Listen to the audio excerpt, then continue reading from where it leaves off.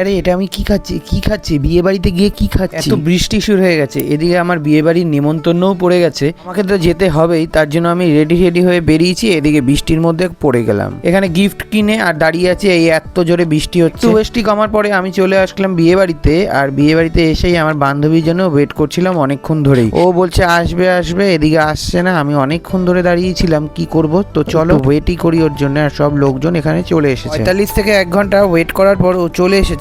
এখন তো চলো ভিতরে ঢুকি। আর সত্যি কথা বলতে এত ভিড়, তার মধ্যে গরম, তো যাই হোক বউ দেখলাম। আর এই যে আমার স্টুডেন্ট, ওরই মামার বিয়ে ছিল। স্টুডেন্ট তো আমাদের দেখে পুরো একদম আনন্দে আত্মহারা হয়ে গেল, দেখো কিভাবে ফটো তুলছে। আর এই যে আমার বান্ধবী দিয়া, ওকে কে কে চেনো অবশ্যই জানিও।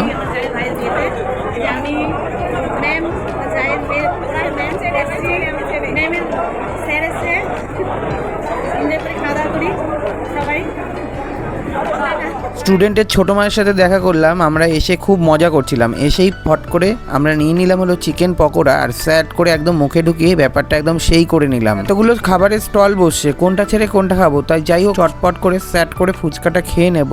আর এত সুন্দর দই বড়া, যে দই বড়া তো আমার অনেক প্রিয়, তো চলো 1 প্লেট নিয়ে নিলাম আর স্যাট করে একদম খেয়ে নেবো। ব্যাপারটা একদম সেই করে নিতেই হবে আমাকে এখন। আর এইভাবে কেটে নিলাম আর সুন্দর করে একদম সেই করে আমাকে খেতেই হবে। আর স্যাট করে মুখে ঢুকিয়ে দিলাম, এবার ব্যাপারটা একদম সেই হয়ে গেল। দই বড়া খাওয়ার পরে এত ঝাল লেগে গেল, একটা কুলফি মালাই নিয়ে স্যাট করে মুখে ঢুকালাম আর মুখটা একদম ঠান্ডা কুলকুল বানিয়ে ফেললাম। এই যে এখানে বিয়ের তত্ত্বগুলো রয়েছে মেয়ের বাড়ির, আমি তো সেখানে পুরো পাগল হয়ে গেলাম। দিয়া আমাকে বলছে ফটো তুলে দিতে, আর সত্যি কথা বলতে এতগুলো ফটো তুলেছে, তাও নাকি মন পোষাচ্ছে না। আমি তো পুরো হাঁপিয়ে গেলাম একবারে। এই করতে করতেই আমরা চলে গেলাম একটু ব্রাইডের কাছে, আর এখানে এসেই ওনার সাথে একটুখানি পরিচয় করলাম, আলাপ পরিচয়।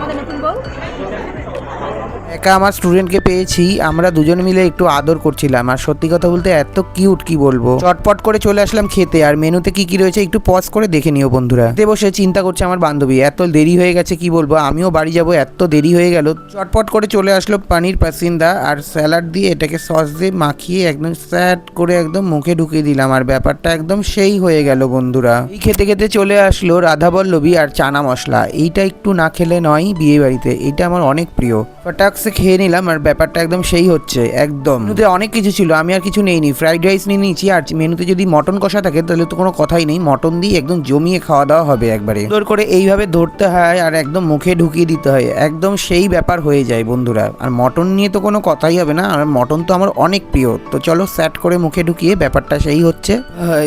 এখন আমি বাড়ি যাই, দেখা হচ্ছে অন্য কোনো ব্লগে। হাই।